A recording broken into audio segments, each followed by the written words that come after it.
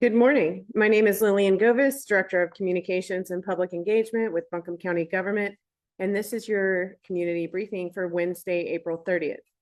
Today is the last day the Owen Pool Community Care Station will be open. For the past 7 months, this location has provided essential support, including showers, laundry, water, and more. If you are a resident with continued need for laundry and showers, don't worry. These services will continue with our partners.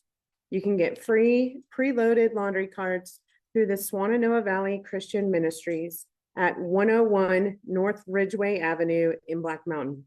Head there Monday through Friday between 9 a.m. and 3 p.m. or fill out their intake form.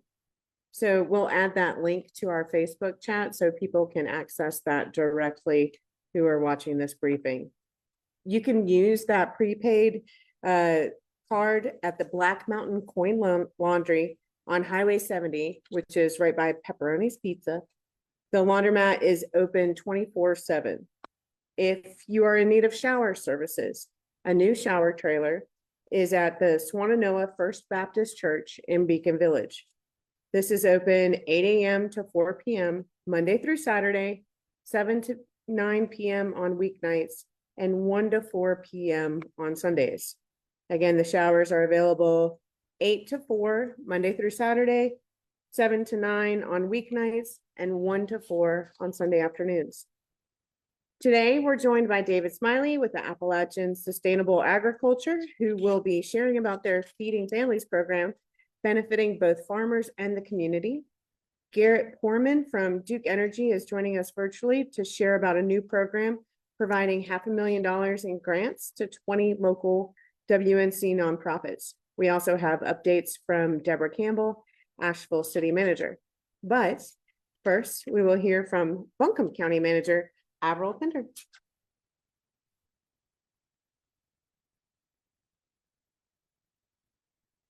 Good morning.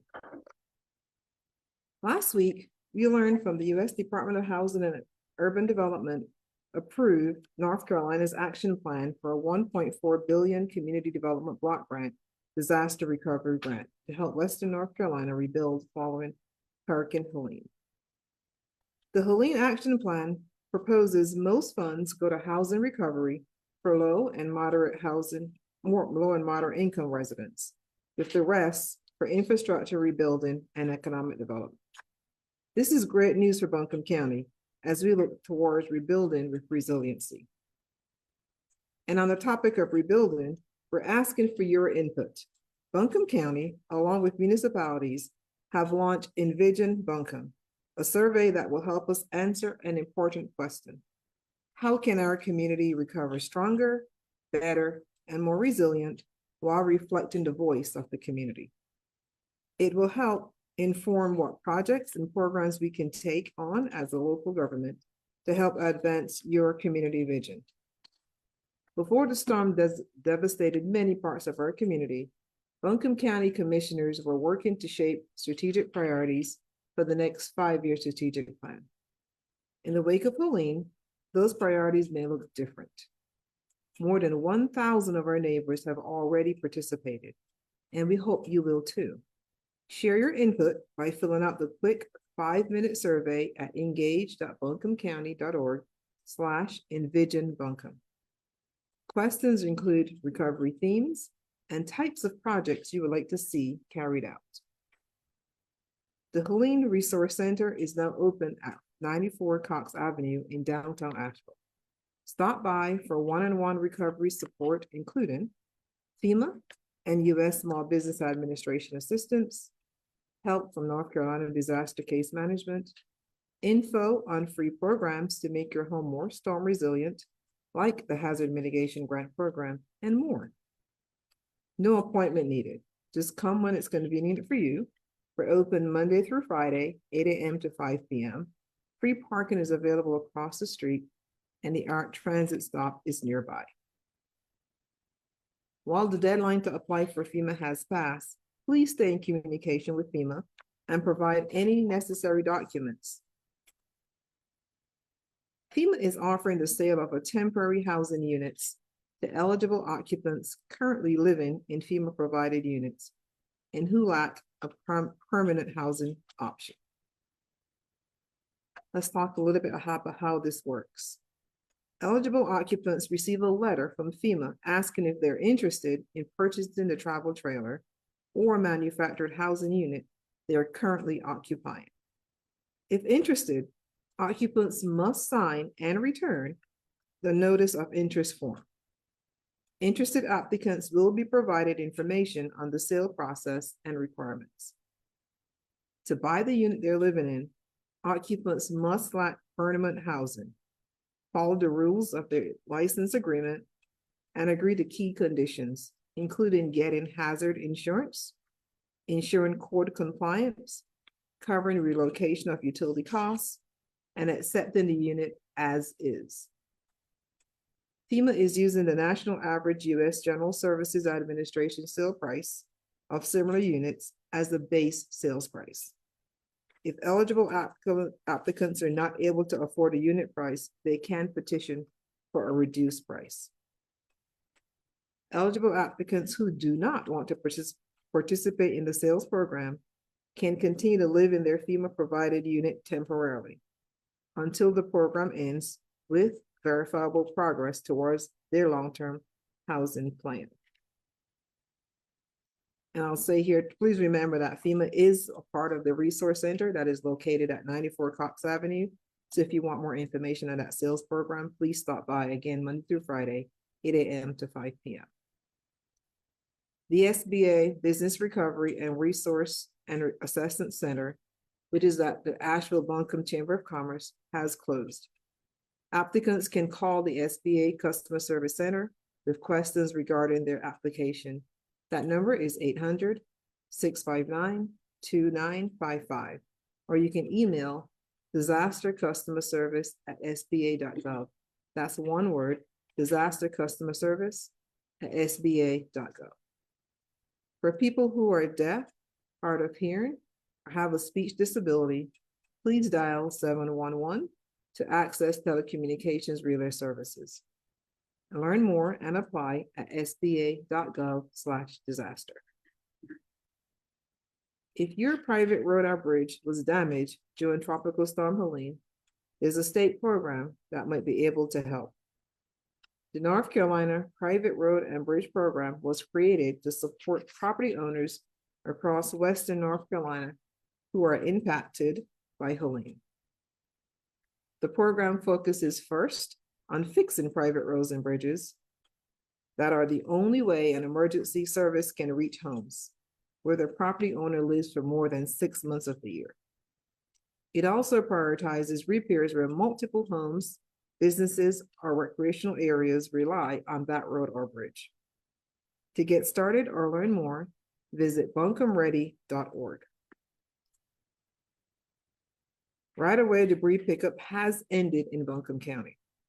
We encourage residents who know of right-of-way piles that have been along the road for several weeks to call the One Buncombe call center at 828-250-6100 and report those so staff can start making assessments on those piles.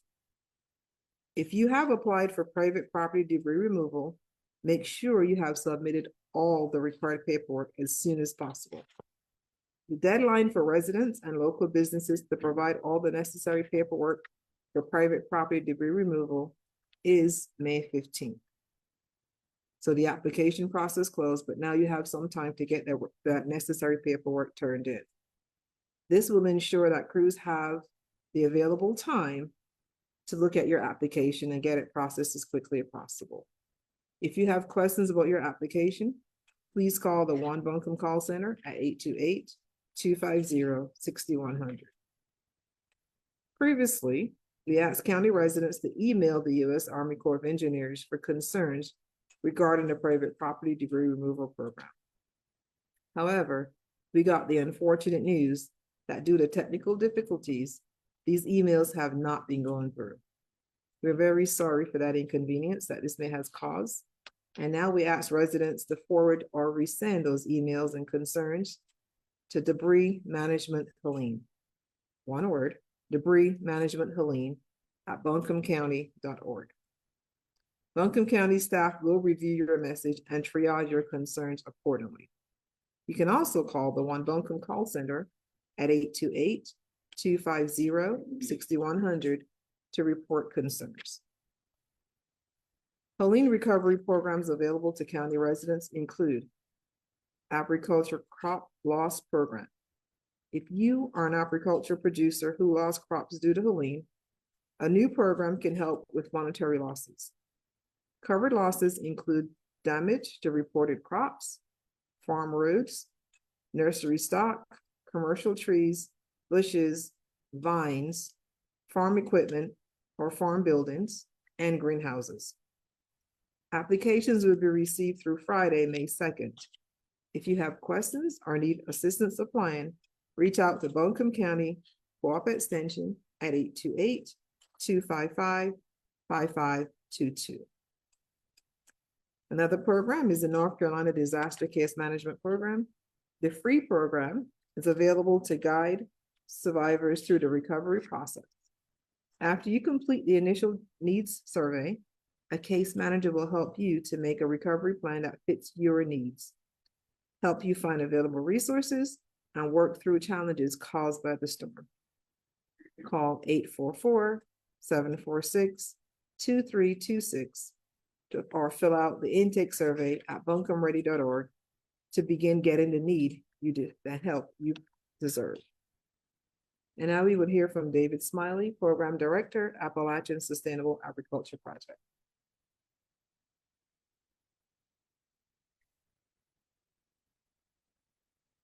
Good morning, everyone, and thanks for having me. I'm David Smiley, ASAP Appalachian Sustainable Agriculture Project's Local Food Campaign Program Director. ASAP is an Asheville-based agricultural nonprofit whose mission is to help local farms thrive, link farmers to markets and suppliers, and build healthy communities through connections to local food. Our service area is all of Western North Carolina as well as the Southern Appalachians. I'm here today to talk to you about one specific program we offer. That's our Appalachian Farms Feeding Families program. As an acronym, it's AFFF, a difficult acronym perhaps. This is our second iteration of this program. It was first launched during the COVID-19 pandemic in response to farms having a product without market opportunities. As many of you know, the restaurant scene here in Buncombe County, as well as Western North Carolina, is a massive market outlet for farms, and that essentially disappeared overnight with the pandemic. So we have farms with food to sell, as well as many food relief agencies we work with, seeing a doubling or tripling of folks that they were serving, families that we were serving. So we were able to procure funds and match those farms with products to food relief agencies who were seeing increased hunger issues, food access issues, and families served, and be able to provide a budget to allow those food relief agencies to purchase grade A and diverse product. Within the second iteration, in response to Hurricane Helene, we again are acknowledging economic uncertainty as well.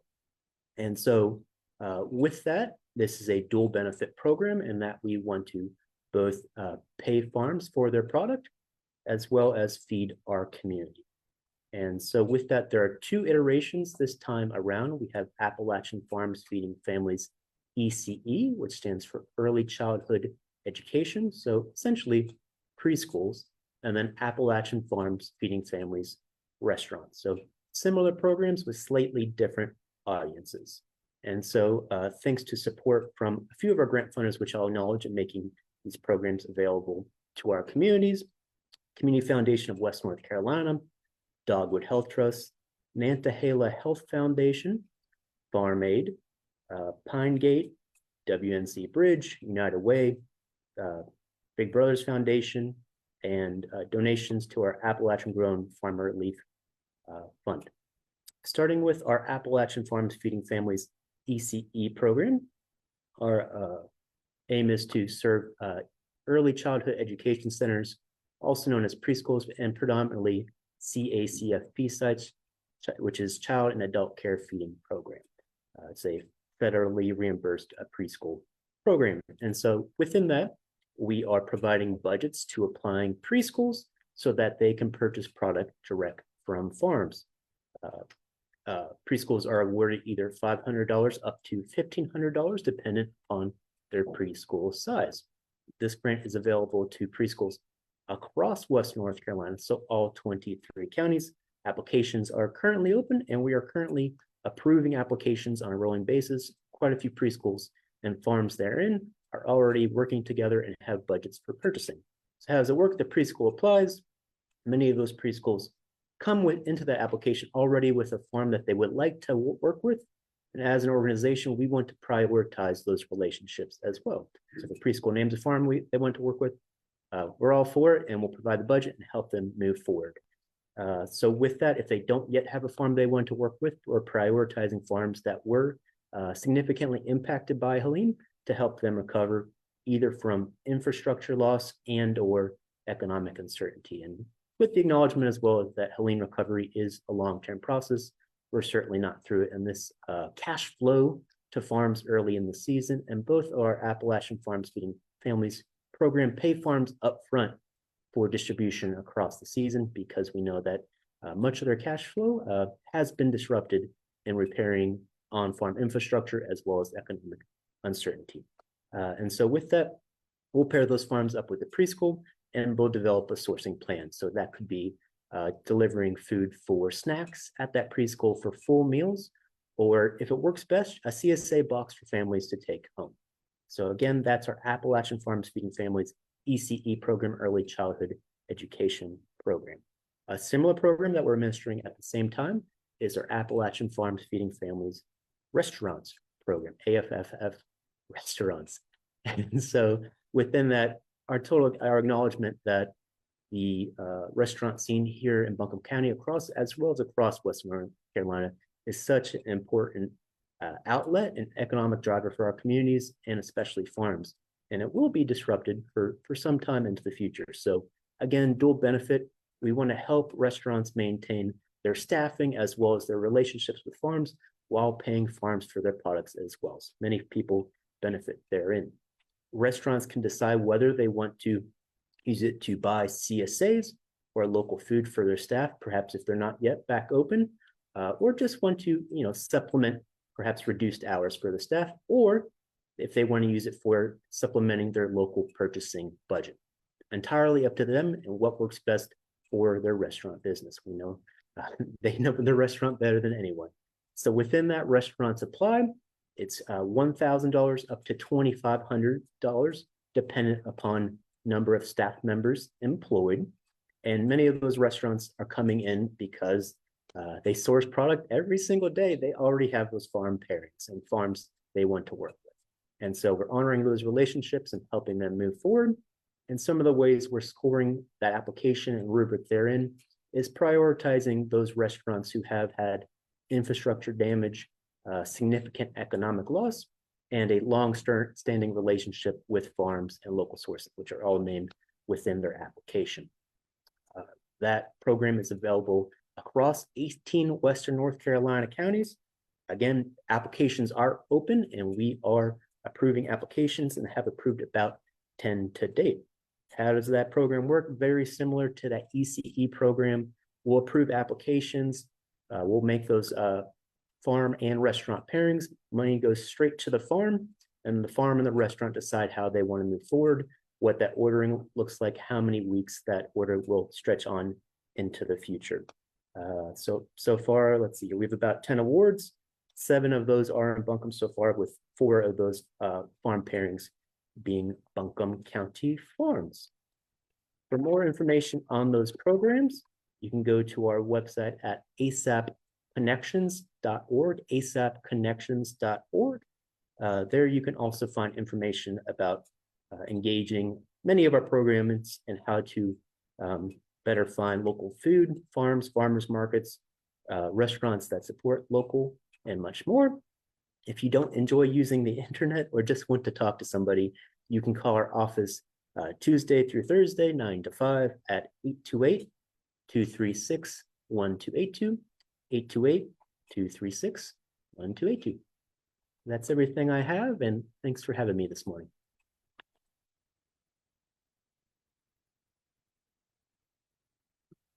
Thanks, David. I think some of our folks might have gotten their county government acronym bingo card filled out today, so that's exciting. Next up, we have Garrett Foreman with Duke Energy, who is joining us remotely. Hi, good morning, and thank you for having me today to provide an update from Duke Energy.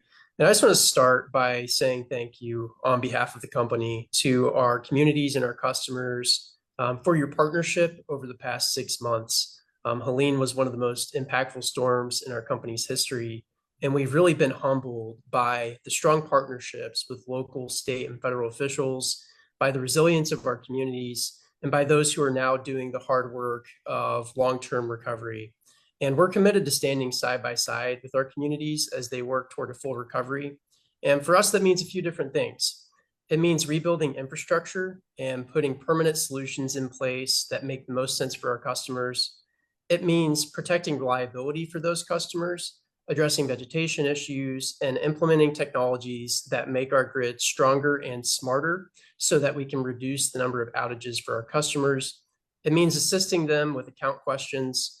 And finally, supporting long-term recovery for the communities that we serve. We are proud to recently announce new grants totaling $500,000 from the Duke Energy Foundation for those organizations that are leading the really important long-term recovery work. And this spans everything from rehabilitating waterways to providing assistance with food and housing to repairing private access roads and debris removal. And so those organizations are doing a lot of the great work that's really important to supporting the community in the long term. And the Duke Energy Foundation is really proud to support those efforts. And a few of the organizations that we are supporting here locally include ones like Asheville Greenworks, Riverlink, the YMCA, and Habitat for Humanity. So the wide range of needs that we know the community will have for the foreseeable future are ones that we want to support as Duke Energy, supporting the local communities that we're proud to work with them. And we're really proud to be providing this funding. But again, it's just really important to note that Duke Energy is here for the long term, that we are walking side by side with our local communities as they work toward long-term recovery in the aftermath of Helene. And we just couldn't be more grateful for the partnership of those communities in the 6 months since the storm's impact. And so we appreciate the ongoing efforts of all those who are involved in the recovery work, and we're proud to be part of that picture. Thank you, Garrett. We appreciate that update. And Garrett, if you'll stick around in case we have any questions at the end for Duke. And then finally, we will turn things over to Deborah Campbell, Asheville City Manager.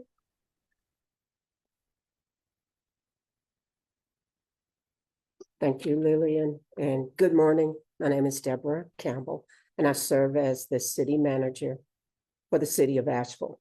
Thank you all for your continued support as we recover from Tropical Storm Helene. We are on day 217 of our emergency response and recovery efforts. Today, I'll share recovery progress updates on storm debris removal within the city limits, stream bank stabilization, and French Broad River Park's recovery. And I'll close, as I always do, with expressions of gratitude for Helene-related recovery efforts, but also for cleanup efforts that occurred in honor of Earth Day. I'll start with the storm debris removal update. As of today, over 697,459 cubic yards of storm debris have been collected across the city of Asheville. 250,646 cubic yards of debris have been collected from our waterways, and 377 properties have had debris removed through the private property debris removal program within the Asheville city limits. Contractors should complete the punch list for the remaining debris in the right-of-way in the next couple of weeks. Storm debris removal in other areas continues, including waterway debris removal and the private property debris removal. The process to clean up our city is extensive, and management of our natural environment is vital to long-term resilience. Our stream banks are critical in maintaining high water quality as well as the velocity of streams and rivers during heavy rain events. City staff are in discussions with Buncombe County and community partners regarding the various opportunities for stream bank repair. This includes submitting projects to the Emergency Watershed Protection Program. This program is funded through the U.S. Department of Agriculture's Natural Resources Conservation Service and is managed by Buncombe County Soil and Water. To ensure the community has the most up-to-date information, the city launched a stream bank stabilization webpage today, April 30th. You can find this page by visiting ashevillerecovers.org, then selecting natural and cultural resources under focus areas. It is important to report if your property or stream bank was damaged during Hurricane Helene. These reports are essential for documenting the full scope of damage and accessing critical funding and mitigation programs. Damage can be reported online by visiting www.buncombecounty.org or by calling 828-250-6100. The city of Asheville has taken a significant step forward in its infrastructure recovery efforts by posting a request for qualifications for design services to rebuild the park system on the French Broad River. This milestone marks the beginning of a design plan to restore damaged city assets along the French Broad River and establish a new vision for a more resilient and accessible riverfront. The project area encompassed 5 linear miles or 200 acres of frontage on both sides of the river, stretching from the western side of the city limits downstream from Hominy Creek to just below the Jeff Bowen Bridge. The city seeks to accomplish this project with funding from the FEMA Public Assistance Program, with significant supplemental funding from the Community Development Block Grant Disaster Relief, CDBG-DR program, and other private and public funding sources. While this is an important milestone to be celebrated, the completion of this project will take several years.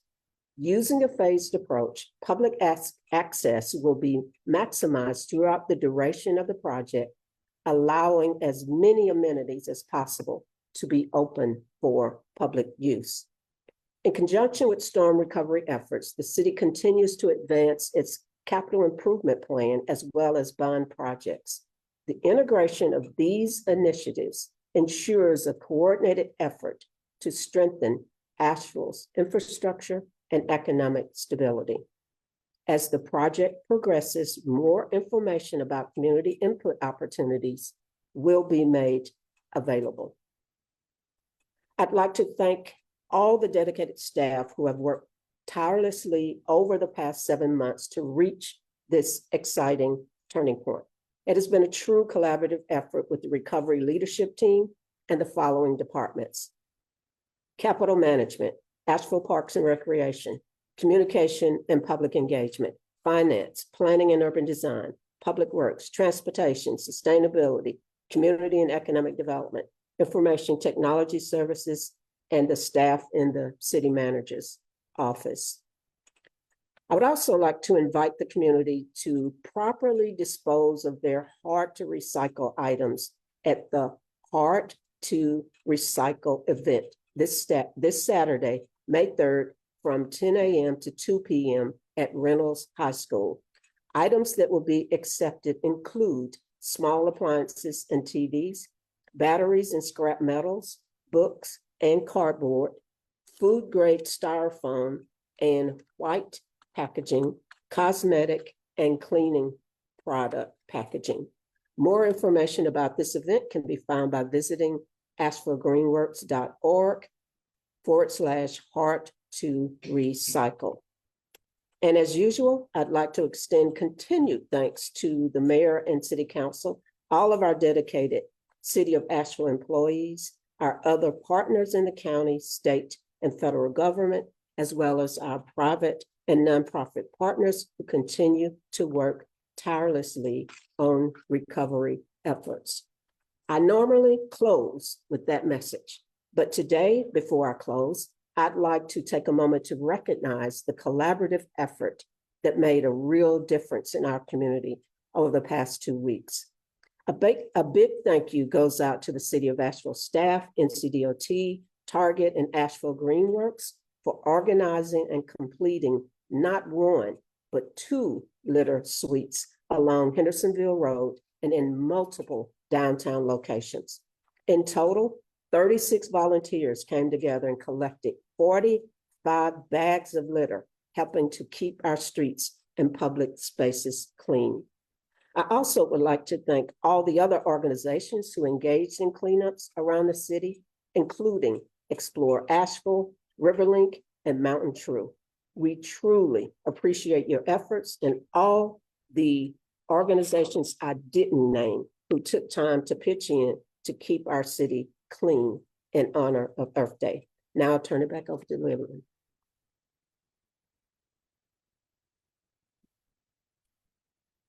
Thank you. And if we have any members of the media who are joining us, I know I saw John Boyle on the Zoom. We will open things up for questions now.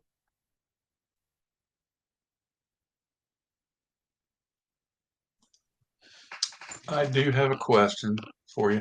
Lillian, I sent this one to you earlier, so you probably saw it, but it's about debris and you might be able to handle it, or Miss Campbell or Miss Pender, either one. Whoever can answer it, I'm fine with that. I'm just going to read you this question. It's not very long. Are you aware that if debris was put out on the right of way before March 1st, before the deadline, if it still has not been picked up, it is not going to be picked up?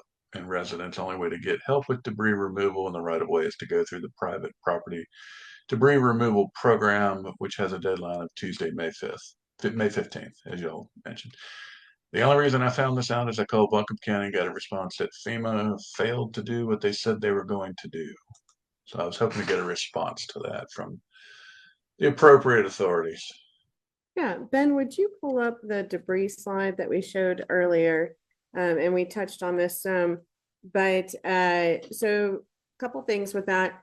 The deadline to apply for the private property debris removal program has passed. It's April 15th.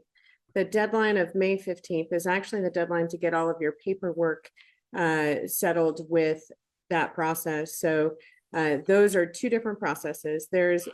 We are not taking new applications for private property debris removal, but like we were showing on the slide, concerns about private property debris removal can go to debris management Helene at buncombecounty.org, debris management Helene at buncombecounty.org.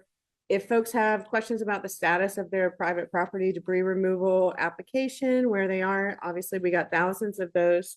They need to call our One Buncombe call center at 828-250-6100. To say that FEMA did not do what they said they were going to do would not be an accurate way to categorize that. So FEMA, in how the debris removal process works, FEMA works for the county. The county has engaged with them for the private property for debris removal altogether. FEMA tasks the Army Corps of Engineers. The Army Corps of Engineers hires a subcontractor, who in this case is Ash Britt. But as FEMA is working for the county, ultimately, we're not done until we're done, right? And so that process is continuing. So these are the options that we are displaying on the screen that community members have in order to access their resources. And Avril is, yep, if there are piles in the roadway, you know, I live in Swanano, as I tell everyone every week, and you're tired of it. We see the piles on the side of the road, call 828-250-6100. You can report those. We do have a list of hotspots where they're continuing to pick up those piles. So it's not done yet, but we're getting closer to being done. Thank you, Lillian. That's very helpful. I think the upshot of her question you just covered was there's not going to be debris left. I mean, are y'all committed to making sure that all of it gets picked up? That's out, right? That has Yeah, been yeah, placed yeah. out before the deadline. But if folks are starting to clear debris now and moving it to the right of way, no, that's not going to get picked up. Gotcha. Okay. All right. And then I had a question for Ms. Campbell on a different subject.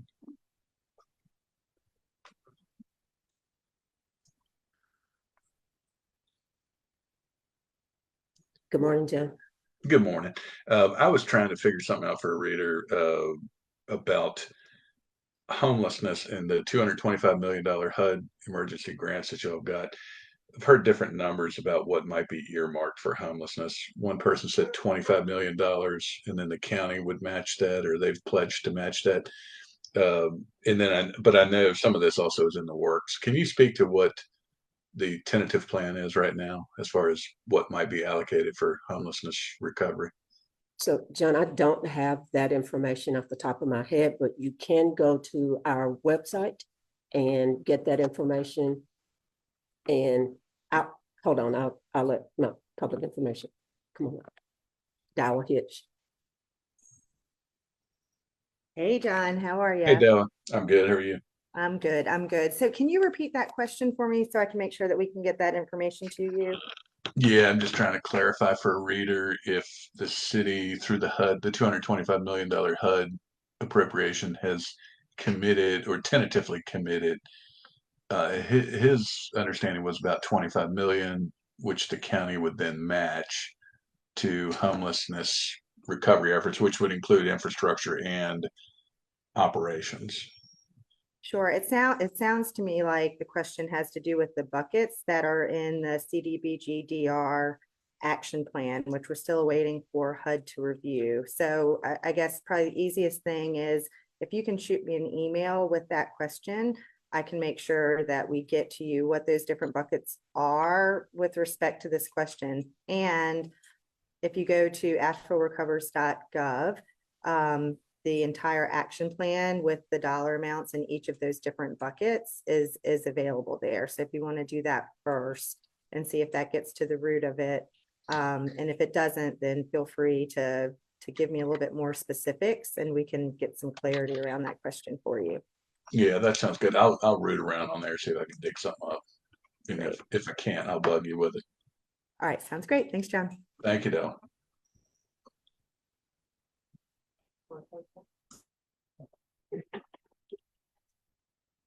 All right, any additional questions? John, I'm not going to email you back. I'm going to consider that one done. Yeah, that's fine. I think we covered that thoroughly. Thank you. Cool. All right, so a reminder before we close this out, our election staff are going to be moving to 35 Woodfin Street starting tomorrow. They're going to join planning and development, permits and inspections, the air quality agency, and environmental health in this new consolidated government services center in downtown Asheville. You can always check your registration status at buncombecounty.org/vote. If you need in-person assistance with any of these departments, please visit them at their new location at 35 Woodfin.